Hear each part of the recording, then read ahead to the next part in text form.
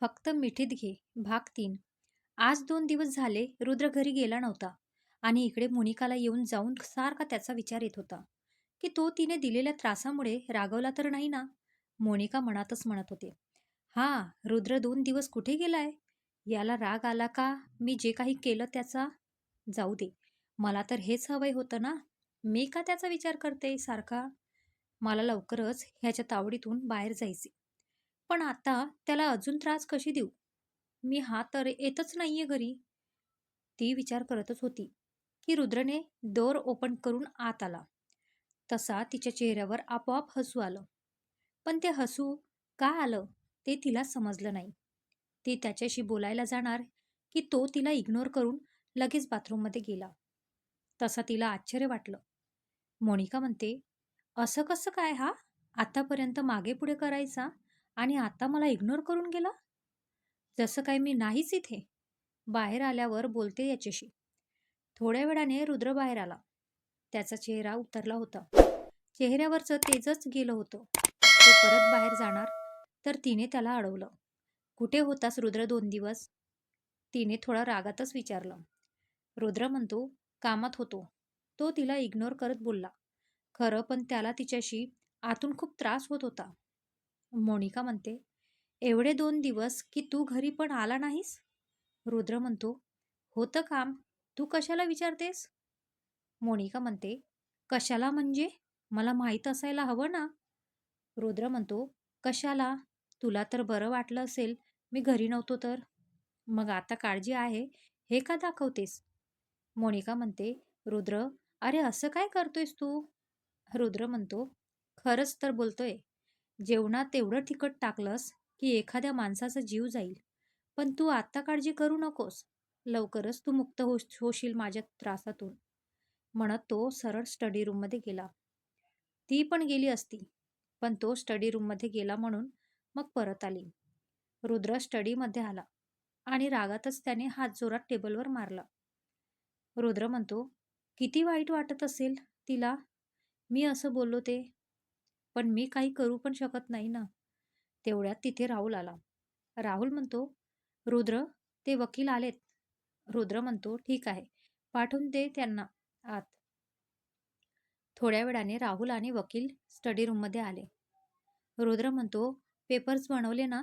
वकील म्हणाले, हो सर, तुम्ही सांगितलेल्याप्रमाणे मी तुमची सगळी प्रॉपर्टी तुमच्यानंतर तुमच्या मिसेस म्हणजेच मिसेस मोनिका रुद्र जोशी यांच्या नावावर केली आहे. आणि त्यांच्यानंतर जर त्यांना कोणी मुलं बाळ नसेल तर ती एका NGO ला दान दिली जाईल. रुद्र म्हणतो, गुड. आणि आश्रमाची जागा? वकील म्हणतो, आश्रमाची सरिताताई यांच्या नावावर केली आणि सोबतच काही रक्कम आश्रमाकडे दान सुद्धा केली.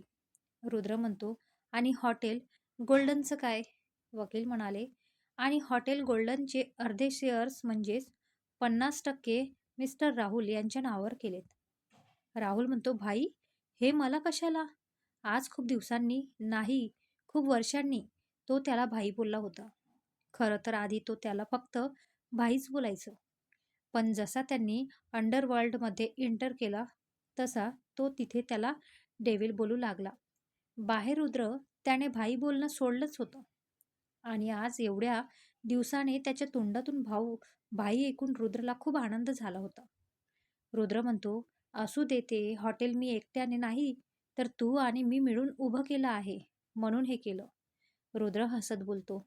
रुद्रने मग सगळे पेपर एकदा वाचून घेतले आणि हॉटेल गोल्डनचे पेपर्सवर त्यांच्या साईन घेतल्या आणि तो बाकीचे पेपर्स घेऊन रूममध्ये गेला. तर मोनिका तिथे नव्हती म्हणून त्याने बाल्कनीमध्ये गेला. तर ती खाली गार्डनमध्ये बसली होती. ती बसली होतीच की अचानक तिथे कुत्र्यांच्या भोंगट्यांचा आवाज आला. तशी ती इकडे तिकडे बघू लागली तर एक कुत्र्याचं पिल्लू तिच्याकडे धावत येत होतं. तशी ती चिडून बेंचवर उभी राहिली आणि जोरजोरात ओरडू लागली, आ! रुद्रने हे वरून बघितलं आणि तो धावतच खाली आला. रुद्र म्हणतो, मोनिका, तो काहीच करणार नाही, तू नको घाबरूस. तिने त्याच्याकडे बघितलं, पण इकडे त्या पिल्ल्याने मारली ना उडी बेंचवर आणि इकडे आपल्या मोनिकाने रुद्रच्या अंगावर उडी मारली. त्याने पण तिला 2 हातात अलगद उचललं. खरं तर त्याला खूप हसायला येत होतं. पण त्याने तसं न करता निर्विकार चेहरा ठेवला आणि मग बोलला, "मोनिका, तो काहीच नाही करणार. ते फक्त एक छोटं पिल्लू आहे." मोनिका म्हणते, "ते काही पण असू दे. त्याला आधी इथून पाठव. मला खूप भीती वाटते ना." रुद्र म्हणतो, "अगं, पण ठीक आहे. राहुल, राहुल." त्याने राहुलला हाक मारली. तसा राहुल तिथे आला आणि या दोघांना असं बघून तो त्यांना बघताच राहिला. रुद्र म्हणतो, "याला घेऊन जा. ती घाबरले आहे त्याला." असं म्हणाला तसं तो त्याला घेऊन गेला. रुद्र म्हणतो, "आता उतरशील का?" गेला तो त्याला घेऊन. तो थोडा रूडपणे बोलला. तशी ती लगेच उतरली. पण तिला थोडं अवघड वाटलं. ती तशीच रूममध्ये गेली. तो पण मग स्टडी रूममध्ये गेला. रात्री दोघे पण जेवायला खाली आले. पण तो काही तिच्याशी बोलला नाही. तिला वाटलं होतं तो बोलेल तिच्याशी, पण नाही. तारा दोघांना जेवण वाढून घेऊन आली. दोघांनी जेवण केलं. जाताना त्याने ताराशी थोडीशी विचारपूस केली. रुद्र म्हणतो, "तुला काही त्रास नाही ना इथे? असेल तर सांग मला." तारा म्हणाली, "नाही, मला काहीच त्रास नाही." ती बोलली आणि तो पण निघून रूममध्ये आला. रुद्र म्हणतो, "मोनिका, इथे बस, मला तुला काही सांगायचं." मोनिका म्हणते, "काय सांगायचं?" म्हणत ती त्याच्या समोर बसली. रुद्र म्हणतो, "हे प्रॉपर्टी पेपर्स घे आणि यावर सही कर." मोनिका म्हणते, "कसली आणि कोणाची प्रॉपर्टी आहे ही? आणि मी का सही करू?" रुद्र म्हणतो, "मी आयुष्यात जे काही कमावलं आहे, ते जी मी तुझ्या नावावर करत आहे." मोनिका म्हणते, "मला तुझी ही तुझ्या काळ्या पैशांची प्रॉपर्टी नको. मला मुक्ती हवी तुझ्यापासून." रुद्र म्हणतो, "ती पण भेटेल तुला लवकरच. माझ्या कैदेतून सुटशील आणि ही माझ्या मेहनतीची प्रॉपर्टी आहे. माझ्यानंतर ही तुझ्याच नावावर होणार आणि तुझ्यानंतर तुझा कोणी वारस नसेल तर कोणत्यातरी NGOला दान केली जाणार." मोनिका म्हणते, "असं बोलतोयस जसा काही तू मरणारच आहेस." तिचं असं बोलणं त्याच्या जिव्हारी लागलं. पण त्याने तसं काहीच दाखवलं नाही. पण त्याला आता परत कसं तरी होऊ लागलं. म्हणून तो धावतच बाथरूममध्ये गेला आणि त्याला काय झालं हे बघायला ती पण गेली. तर तर तो रक्ताच्या उलट्या करत होत्या. मोनिका म्हणते, "रुद्र, रुद्र, तुला काय होतंय? तू ठीक तर आहेस ना? मी राहुलला बोलवते." रुद्र म्हणतो, "नको, गरज नाही. होप तुला समजलं असेल माझ्या असं वागण्यामागचं कारण." तो शेवटचं वाक्य, "माझ्या मागे तुला कसलीच कमी भासू नये म्हणून करतोय हे." तो मनातच बोलला. तो बाहेर आला आणि गॅलरीमध्ये जाऊन बसला. ती पण त्याच्या मागून आली. तिला त्याच्यासोबत बोलायचं होतं. रुद्र म्हणतो, "मला सध्या काहीच बोलायचं नाही." तो असं बोलला म्हणून ती पण शांत राहिली.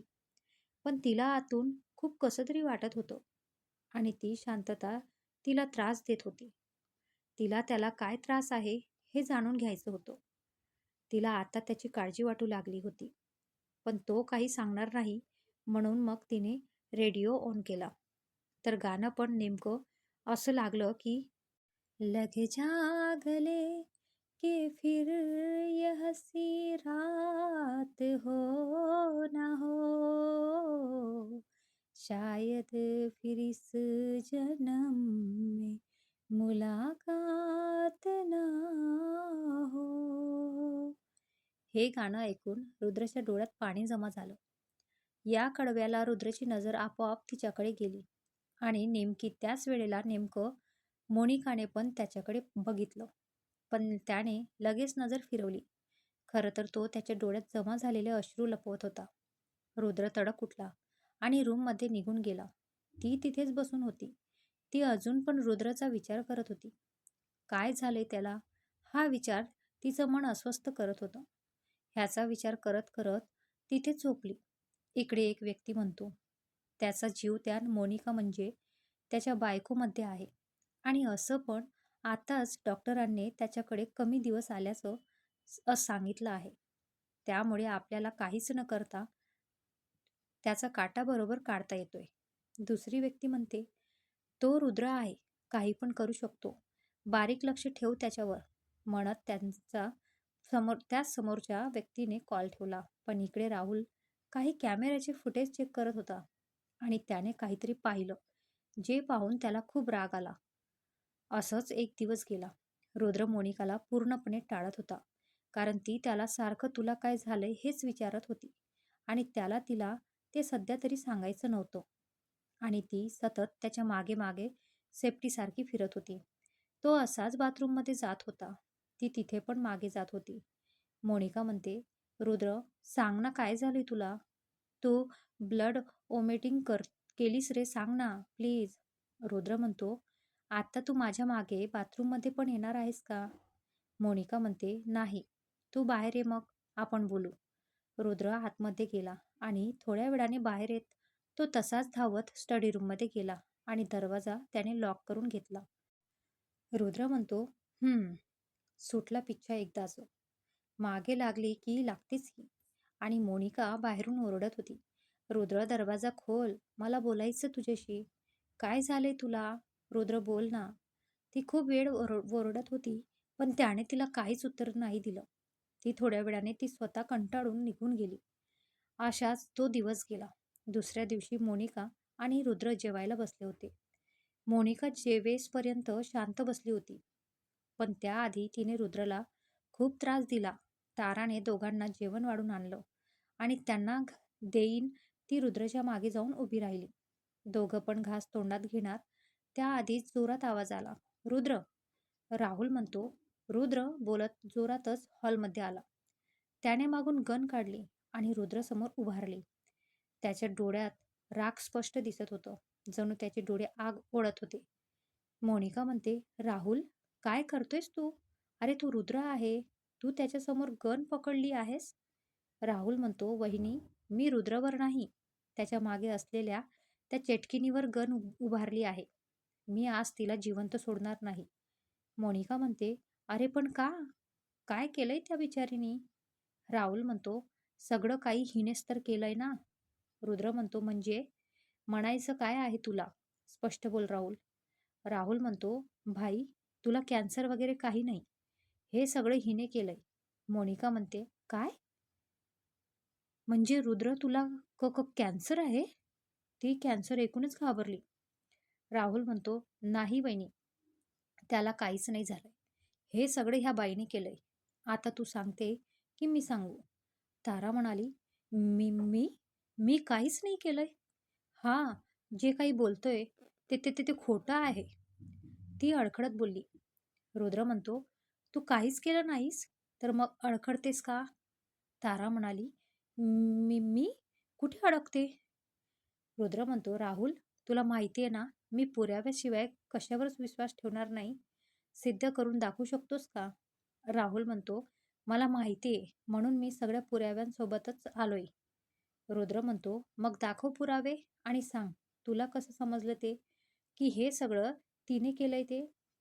राहुल म्हणतो, जेव्हा तुला अचानक उलट्या झाल्या आणि त्या डॉक्टरने तुला कॅन्सर, ते पण लास्ट स्टेज सांगितलं ना, तेव्हाच मला डाऊट आला होता. आणि शोधाशोध पण केली, पण काहीच सापडलं नाही. अशाच एक दिवस कॅमेरा चेक करत होतो, तर मी किचनमधला कॅमेरा ऑन केला आणि चेक केलं, तेव्हा ही मला तुझ्या आणि फक्त तुझ्या जेवणात काहीतरी मिक्स करताना दिसली. मग मी तुझे रिपोर्ट्स दुसऱ्या डॉक्टरला दाखवले, तर त्यात सांगितलं होतं की तुला एक टाईपचं पॉयझन दिलं आहे, ज्याचा असर हळूहळू होतो, पण ब्लड ओमेटिंग सारखी होते. तुझे रिपोर्ट्स बरोबर होते, पण त्या डॉक्टरने खोटं सांगितलं. म्हणून मग मी त्याला पकडलं आणि जरा त्याच्या कानपट्टीवर घोडा ठेवला. तसा पटापट पोपटासारखा बोलायला लागला आणि त्याने हिचं नाव घेतलं. मग मी डायरेक्ट इथेच आलो म्हणत तो शांत बसला आणि त्याने टेबलवरचा पाणी ग्लास घेतला आणि प्यायला लागला. ते इकडे मोनिका ताराकडे गेली आणि तिने तिच्या एक जोरात कानाखाली मारली. थाड. हिच्यात CID मधली पूर्वी आली वाटतं. आणि इकडे पाणी पीत असलेल्या राहुलने तोंडातून सगळं पाणी बाहेर फेकलं. का अहो, त्याने तिच्याकडून हे ॲक्सेप्ट केलं नव्हतं ना. आणि रुद्र तो तर तिच्याकडे भूतासारखाच बघत होता. मोनिका म्हणते, अगं, ज्याने तुला आसरा दिला, तू त्यालाच मारायला निघालीस? तारा म्हणाली, हे आसरावाली, तो सगळा प्लॅन माझाच होता या घरात यायचा. याला मला मारायचं होतं म्हणून. राहुल म्हणतो, पण त्याला का मारायचं होतं तुला? तारा म्हणाली, त्याच्यामुळे मी माझ्या भावाला गमावलं. फक्त ह्याच्यामुळे. ह्याने मारलं त्याला. रुद्र म्हणतो, मी? कोण तुझा भाऊ? तारा म्हणाली, मनोज. राहुल म्हणतो, तो डॉक्टर? तो होता त्या लायकीचा. तारा म्हणाली, ए, तोंड सांभाळून बोल, समजलंस ना? रुद्र म्हणतो, बरोबर बोलते तो. तुला माहितीये मी त्याला का मारलं ते? तो डॉक्टर होता, पण त्याने स्वतःच्या डिग्रीचा लोकांच्या भल्यासाठी नाही, तर त्यांना मारण्यासाठी उपयोग केला. त्याने गरीब लोकांना मोठे आजार सांगून त्यांना मारायचा. त्यांचे पैसे घ्यायचं आणि त्यांचे शरीराचे अवयव विकायचा. म्हणून त्याला मारलं. त्याला सांगितले होते की हे काम बंद कर, पण त्याने नाही ऐकलं. म्हणून मग मी त्याला वर पाठवलं. राहुल म्हणतो, आणि आता तू पण तिथेच जाणार आहेस? रुद्र म्हणतो, नाही राहुल, मुलगी आहे ती. पोलिसांच्या हवाली कर, पुराव्यासकट. तो म्हणाला आणि तो वर रूममध्ये निघून गेला. राहुलने पोलिसांना फोन केला आणि त्याने ताराला त्यांच्या हवाली केलं. ते पण पुराव्यासकट. मग राहुल आणि मोनिका दोघं पण रुद्रच्या रूममध्ये गेले. राहुल म्हणतो, रुद्र, ही काही औषध आहेत.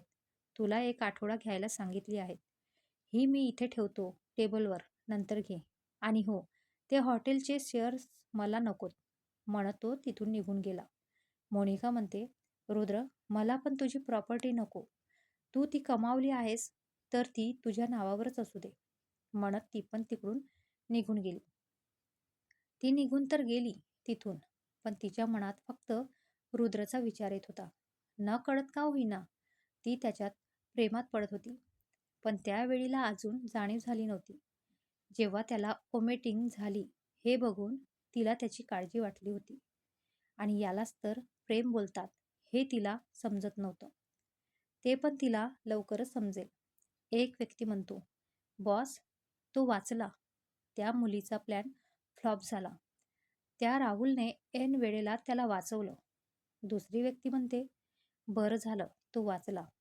पहिली व्यक्ती म्हणतो, बॉस. दुसरी व्यक्ती म्हणतो, हो, कारण तो जर त्या मुलीच्या हातून मेला असता तर माझा बदला पूर्ण झाला नसता.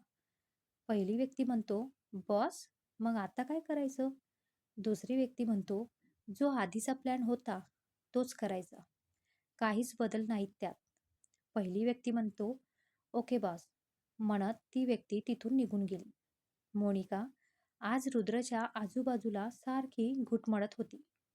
तो काहीतरी काम करत होता लॅपटॉपमध्ये. रुद्र म्हणतो, बोल मोनिका, काय काम आहे? तो एक भुवी वर करून तिच्याकडे बघत बोलला. मोनिका म्हणते, रुद्र, ते मला घरात बसून कंटाळा आलाय. रुद्र म्हणतो, मग बाहेर फिरायला जायचं का? रुद्र म्हणतो, नाही. मी आधी जॉब करत होते, पण तो किडनॅप करून आणल्यावर तो पण सुटला. मला ना घरात बसून कंटाळा येतो. इथे प्रत्येक कामाला कोणीतरी नोकर आहे, म्हणून मला घरात पण काही काम नसतं. मग मी बाहेर जॉब करू का? रुद्र म्हणतो, नाही, त्याची काही गरज नाही. मोनिका म्हणते, रुद्र प्लीज, अरे मला कंटाळा येतो खूप या घरात, प्लीज ना. रुद्र म्हणतो, ठीक आहे, पण तू माझ्या हॉटेल गोल्डनमध्ये अकाउंटचं काम कर. तिथे करणार असशील तरच मी तुला जॉबसाठी हो बोलेन, नाही तर नाही. मोनिका म्हणते, अरे पण ठीक आहे, पण माझी एक अट आहे. ती असं बोलतच त्याने एक भुवी वर करून काय म्हणून विचारलं. मोनिका म्हणते, तिथे मी तुझी कोण आहे हे अजिबात समजलं नाही पाहिजे. म्हणजे तुझं आणि माझं रिलेशन समजलं नाही पाहिजे. रुद्र म्हणतो, ठीक आहे, उद्या तयार राहा, सकाळी 8 वाजता. तो असं बोलतच ती नाचत नाचत रूमच्या बाहेर गेली आणि तो तिच्याकडे हसत बघत होता.